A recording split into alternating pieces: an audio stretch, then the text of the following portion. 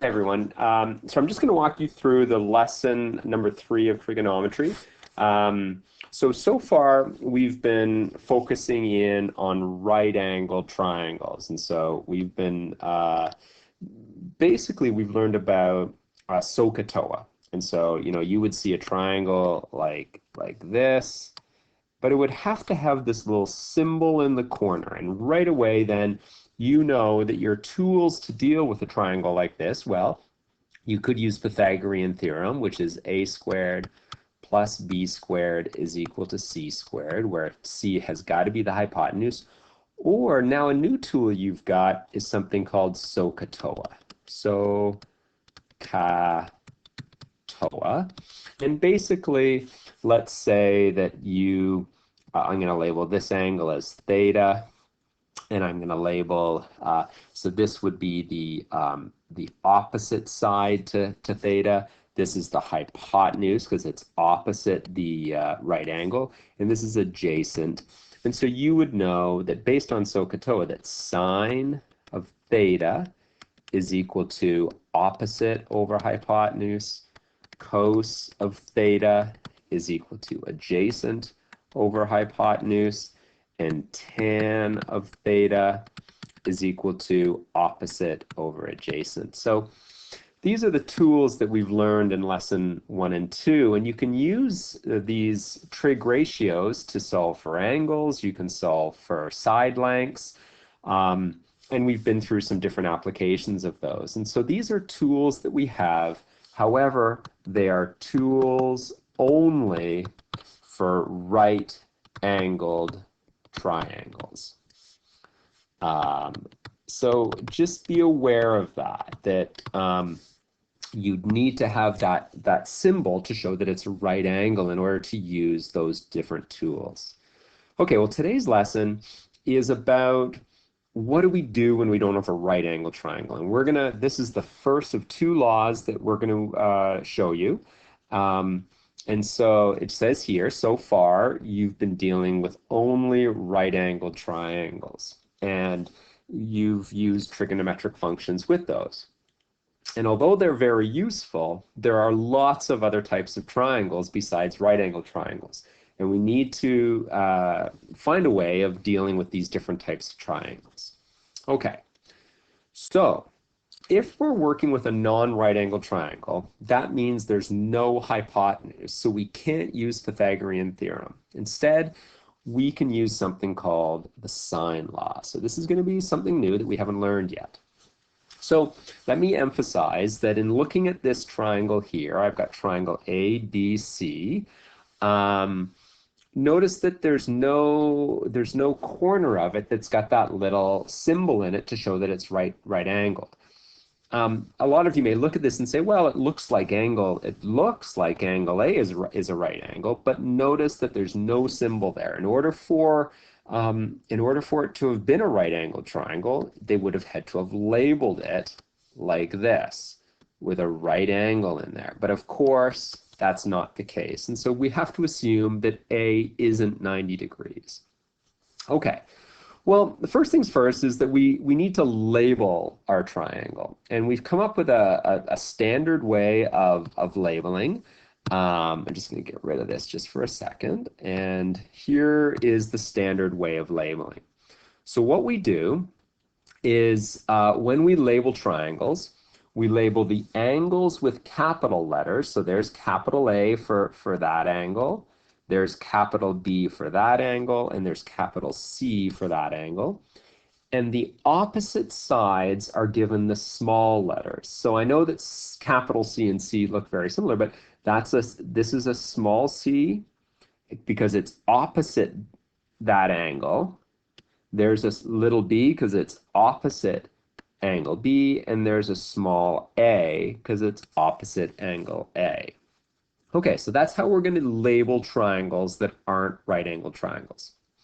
And here's what the sine law says. Sine law says this, that if you take the side and put it over the sine of its angle,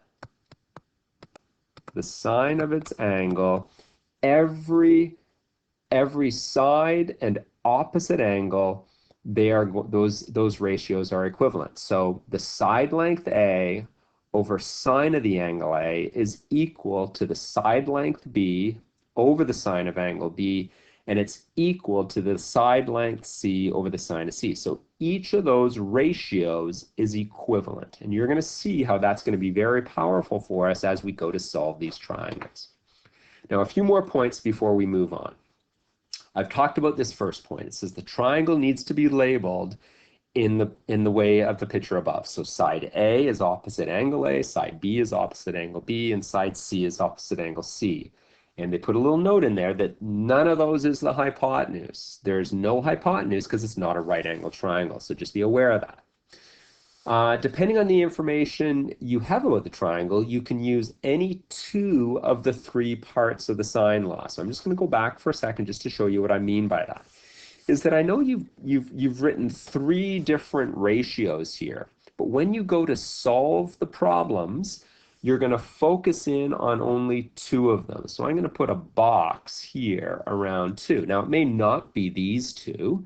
It could in fact be these two that you focus in on, or it could actually be this one and this one that you focus in on.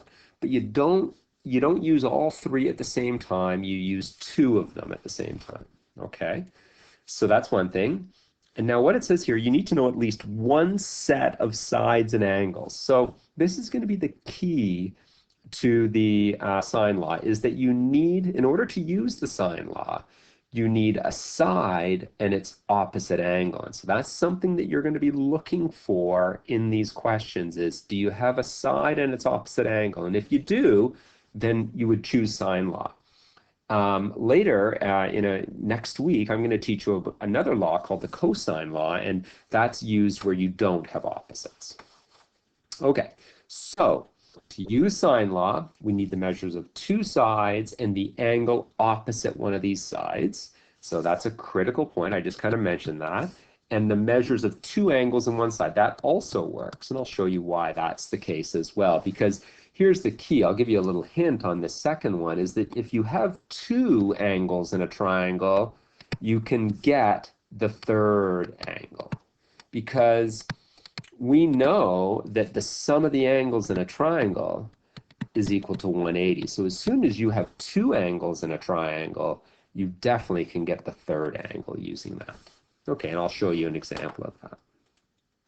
Okay, well, let's try one, and let's try to solve for, my goal is going to be to solve for this side of this triangle. Let's try to solve for little s here. Okay. So right off the bat, we look at this triangle, and we see that it's not a right angle triangle. I know a lot of you may look at it and say, well, look, R looks really close to 90. But unless it's labeled as 90, you can't make that assumption. The other thing is that sometimes these triangles aren't drawn perfectly, so you can't get a protractor out and measure it. And in fact, you're going to see in this case that it turns out that this triangle probably wasn't very well drawn. And so we've got to figure out what that angle is. And so sure enough, we know that in this particular case, we can determine that angle because we know two of the angles in the triangle. And so here we go. We know that the angle R plus 40 plus 21 degrees must equal 180. The sum of the angles in any triangle, it doesn't matter whether it's a right angle or not, the sum of the angles is equal to 180. And so I can subtract 40 from this side. I got to do it to this side. I can subtract 21 and subtract 21. And so R is equal to 119 degrees. 180 minus 40 minus 21. Okay, now again, a lot of you may look up at that triangle and say, boy, that doesn't look like 119, but and so you're right, they probably should have drawn this a little bit better, but I wanted to emphasize the fact that you've got to use the numbers and not the way it looks. And so definitely then we've got 119 degrees. Okay, so I want to solve for side S. And so in order to use the sine law, I need at least one angle and its opposite side. So I look at this and I go, well, I've been given this 46 here. Do I have its opposite angle? And of course, I was just able to solve for it. So look at this. I have 119 and I have 46. So look at this. This is technically little r. It's opposite capital R. This is little s. It's capital opposite capital S, and this side is little t. Okay. Well, let me write the sine law. And what sine law says, remember, it's these series of ratios. And so here we go. Little r over sine of angle R is equal to little s over sine of angle capital S, and it's equal to little t over sine of capital T. So that is sine law. Okay, and again, I'm not going to work with all three at the same time. I'm only going to work with two, but let's plug our numbers in now. Okay, so here we go. Do I know little r? Yes, I do. It's 46 centimeters. So 46 over sine of 119.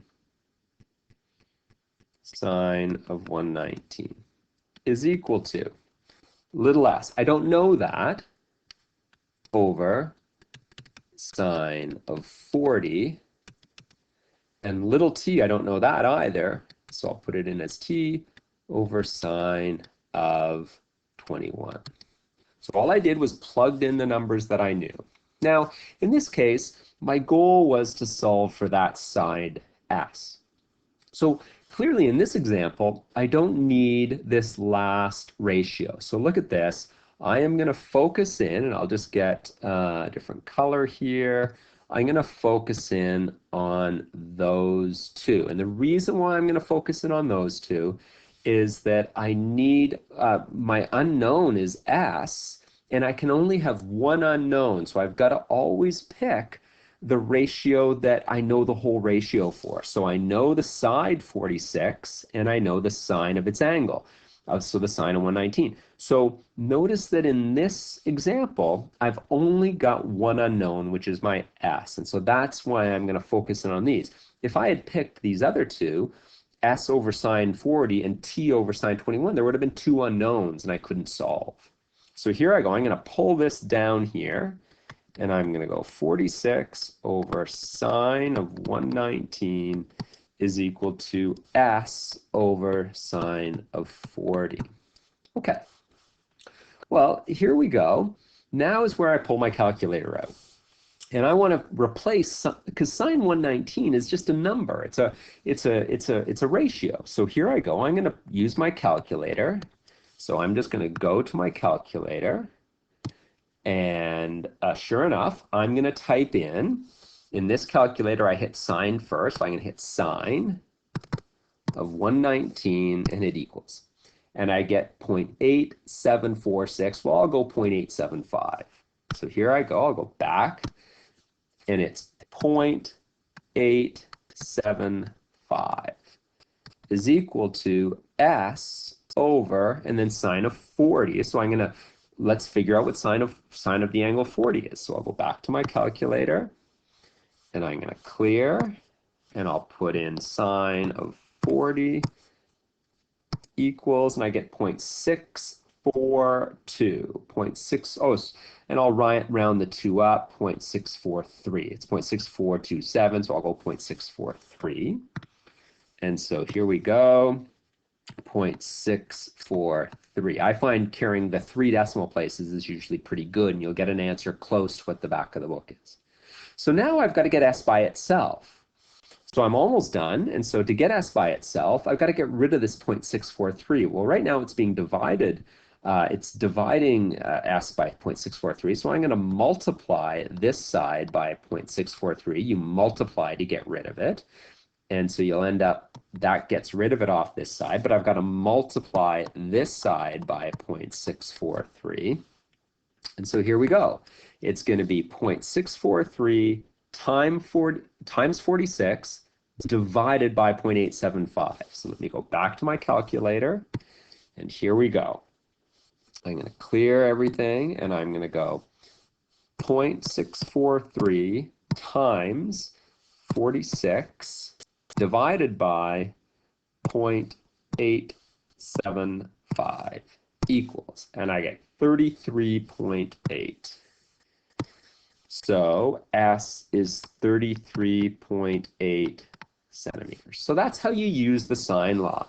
So again, I couldn't use SOHCAHTOA here because it wasn't a right angled triangle, and so I had to use my sine law. Let's try another one. So in this case, I'm going to try in this case to solve for, let's try to solve for an angle. So I'm going to try to solve for angle R. Okay. In last case, I solved for a side. This time, I'm going to try to solve for an angle. Okay. So notice right away, I'm going to label my sides. So this is little r here. This is little p. So in this case, I've been given two sides, and this is little q. And then I got capital P, Q, and R for my angles. All right, and I notice right away that, look at this, I've got an angle and its opposite side. So as soon as I see that, if I have a set of opposites, the angle and side, I can use sine law. So here I go, I'm going to write my sine law out. And the way I write it out is as follows. I'm going to go little p over sine of capital P is equal to little q over sine of capital Q is equal to little r over sine of capital R. Okay, and so right off the bat, I look at this and I'm going to plug the numbers that I know. So here we go. Little p was 23.2 over sine of 105. Little q I don't know, and sine of q I don't know. So I'm just going to put like that. And then little r I know, it's 18.5, and then sine of capital R. So notice in this case, I don't know three things. I don't know little q, or capital R. Well, my goal was I'm going to solve for that angle, sine or capital R. So look at this. I look at my trig ratios, and I see that I've always got to use the one where I know both. So I'm definitely going to use that. And here, I'm going to use this one. And so I'm going to rewrite it. I don't need this middle one. And so I'm going to rewrite it just with 23.2 over sine of 105 is equal to 18.5 over sine of R. Okay, so I only have one unknown now, and it's R. So I want to solve for that. Okay, well, I'm going to make my life easy. Let's get rid of this sine 105. Let's replace that with a number just so it's a little bit easier to see. So I go to my calculator, and I type in here. I'm going to clear it, and I'm going to type in sine of 105 equals, and I get 0.9659, so 0.966. Okay, here we go. 23.2 over 0.966 is equal to 18.5 over sine of R. Okay, now I want to get this sine R by itself, but right now it's on the bottom, and I can't solve for it. I don't want to solve for it on the bottom. I want to get it up top. So what we're going to do is we are going to multiply by sine R on this side, and we're going to multiply by sine R on this side. Remember, whatever you do to one side of math, you've got to do to both sides. And so by multiplying it, look at this, it comes off that side, but now I've got it on the top up here. So I'm going to rewrite this, and I've got sine R times 23.2 divided by 0.966 is equal to 18.5. Okay, we're almost there because now I want to get rid of the 0.966. So watch, I'm going to multiply this side by 0.966. You always do the opposite operation. It was divided, so I'm going to multiply it. So I got to do the same thing to the other side. So 0.966. And then look, I'm going to divide by the 23.2 because it's multiplied on this side. So I'm going to divide by 23.2, opposite. So look, I've got one on the top, one on the bottom, one on the top, one on the bottom. They disappear. And here we go. I'm going to do 18.5 times 0.966 divided by 23.2. Here we go.